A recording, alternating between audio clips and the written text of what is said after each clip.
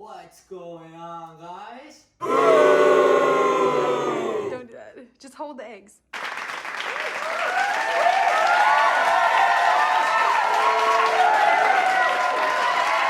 How did you want to TikTok girl? Oh! What's going on, guys? Jay from Sammy'S here. So, we have a potato problem in Canada. I hear we have an overstock.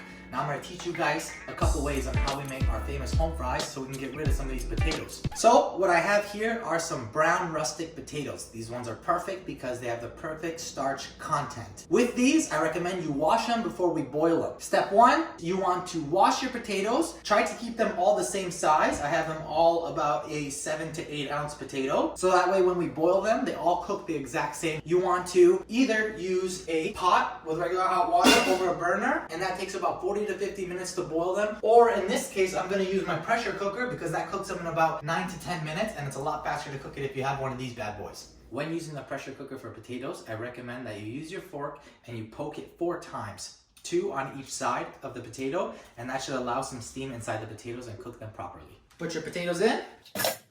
Just put about 1 cup of water just so they steam.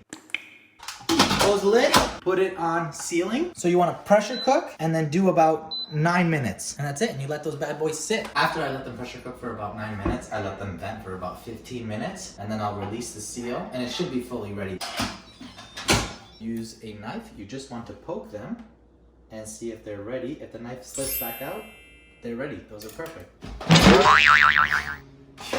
Now that they're ready, I'm going to dump out the hot water and get them ready to peel. It's best to peel these bad boys when they're hot. I don't recommend using a potato peeler because they'll get stuck. They're a little bit sticky-ish. I recommend using a knife and just peel it off slowly until you peel off the whole thing.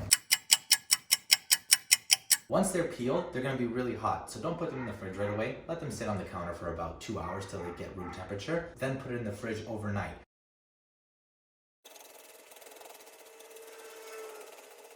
So the potatoes have been in the fridge for 24 hours now. They've solidified a bit, so it makes it easier for me to use the grater and create my slices. You can use any side you want, but I prefer this side because when you cook it, you don't want too much surface area touching the pan. They'll get too crispy. If you use this side, there'll be some potato and some crispiness. Alright guys, so I'm done shredding the potatoes now. Now I'm using a cast iron pan because I think that will give it the best crisp. Whatever you have at your house, you can use any pan, I'm sure it'll work just fine. But I believe that a cast iron will work the best so you can get it crispy on the outside and fluffy on the inside. So I've already oiled up my pan and I've let this sit for about 5 minutes. I put it on a low heat. You want to use an oil that has a high smoke point. You want the potatoes to cook a little bit hotter, so it's more so about getting that crisp on the outside. You don't want to put too thick of a layer because obviously it's about cooking the surface area of the potatoes. You want to get that crisp. Before they start cooking too much while they're white, you want to get your seasoning and season it and then mix it up some more.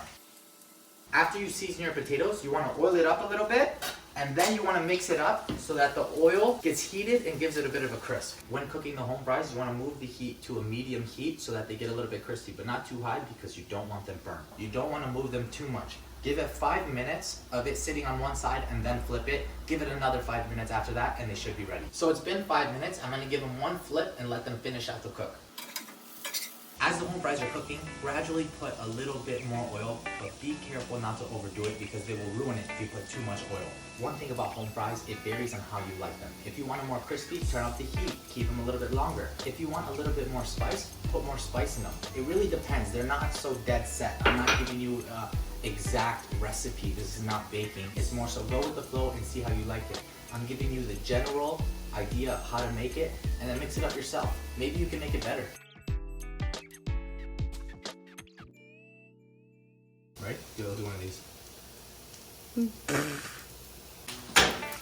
So that's how you make home fries, guys. Hope you guys enjoyed the video and made your breakfast a little bit better. I'll see you in the next video.